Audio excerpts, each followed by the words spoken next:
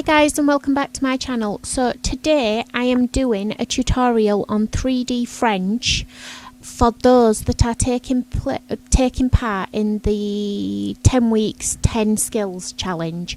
So I have already prepped the natural nail, and I'm coming in with one of the extreme stiletto tips from Envy Nails. So I have already sized up, and I've just added a small amount of glue, and I'm pinching in my wings.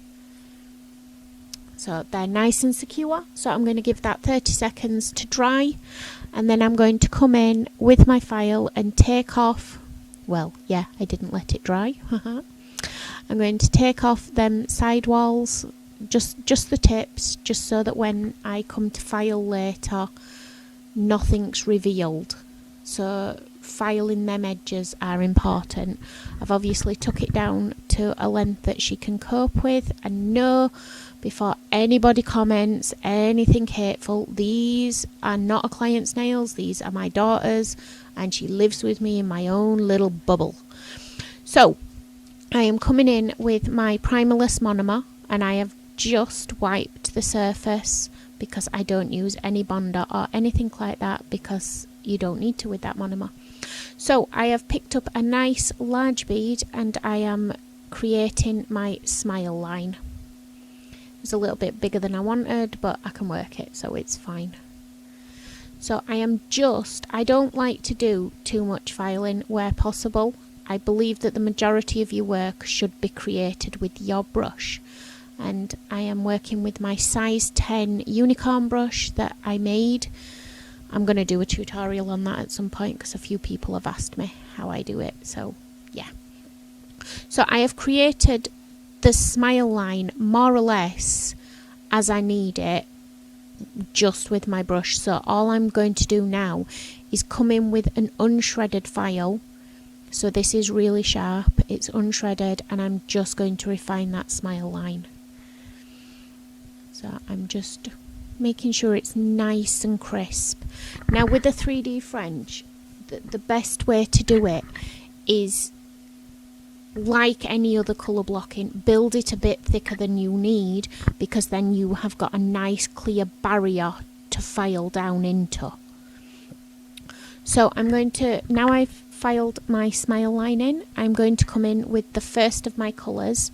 Now I'm going to start, I've picked 3 shades out that I want, and I'm going to start with the lightest of the shades, and I'm going to just paint it all the way up that smile line. This bit is the important bit, because if you don't paint it up, you won't get the definition in the height difference. So I am going to set that in a second. Just wanted a little bit more colour. So I'm going to set that and cure that fully. Now I am going to come in with my Simple Clarity, and I am going to create a new smile line. So because the gel polish has no bulk to it, that's where you get the depth in it.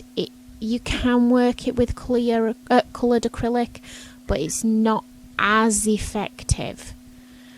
So I have let my Simple Clarity dry, and I am coming in with my file just to refine that smile line again. Now the thing with 3D French is it's time consuming when you do one nail, because obviously you're waiting for your acrylic to dry. But obviously if a client was having more than one, then you would work, move on, and that would allow it to set and make it more time friendly. So I'm coming in with my second colour. Now this is very similar, it's just a deeper shade of the one that I've just used, and then I go even deeper on my next layer as well.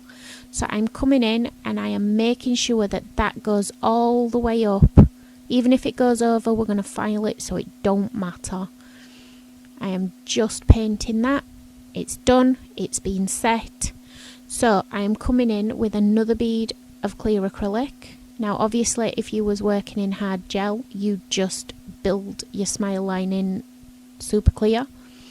I just worked with acrylic because I believe the majority of you will work with acrylic, so I was showing you how it's done. Now I'm remembering with that nice point on the brush to get right up there, because whatever isn't capped will be filed away. So I'm coming in with my nice sharp file again and doing exactly the same as I have for the last 2 layers.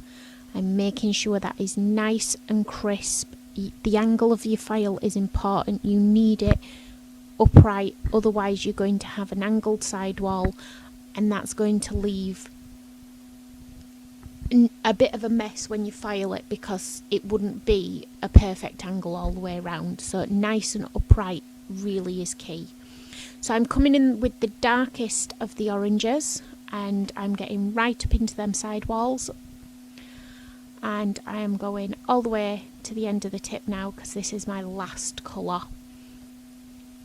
So I am going to do that. I'm going to set it again once I've got a nice even coverage, because obviously this is just a little brush. And then I am going to cap for the final time, and I'm going to make sure here that it goes right up into them wings. Now obviously this is, when I do this sort of thing, I do build it way too bulky, so if people are looking and going whoa, no, I will refine this in the filing and you will see what's what.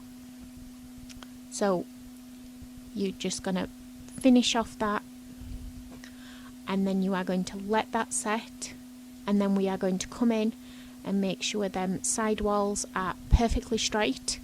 Yes, they're tapered, but they're still perfectly straight. Now obviously at this point, because I've built 3 lots of colour blocking for French for the 3D, I am coming in with my e-file to debulk it, because otherwise I'd be filing for quite a while. Because I always figured I can take down a wall, I can't rebuild it once it's done. So I'm coming in, and I have sped this bit up so that you're not sat watching me for ages and ages just filing, although I do find it quite therapeutic. So I am coming in and I am making sure that I am filing it, and I keep checking down the barrel of that nail. So as you can see, it just flicks up to make sure I've got a nice even C-curve underneath. I'm making sure that it's nice and smooth and straight. Once I've got the shape that I actually want in it, I will drop, because I'm using the 100 at the moment. Once I've got the shape I want, before I buff, I will go around with the 180, which is the smoother of the file, and that will allow me to buff out any of the bigger scratches that my grit will have caused. And as you can see, I do keep brushing over, because sometimes that dust really does block your line of sight seeing what you're actually filing. So now I'm going to turn her finger around, because what she sees and what I see is a totally different angle. So I'm making sure that free edge is nice and straight and nice and crisp, and I am just coming in with a nice high grit buffer, and I'm going to top gloss now. So I look forward to seeing all of your creations. Have fun and enjoy yourself. Don't forget to push yourself outside the box. As always, guys, thanks for watching, and I hope you found this helpful. Any questions, feel free to ask. Bye.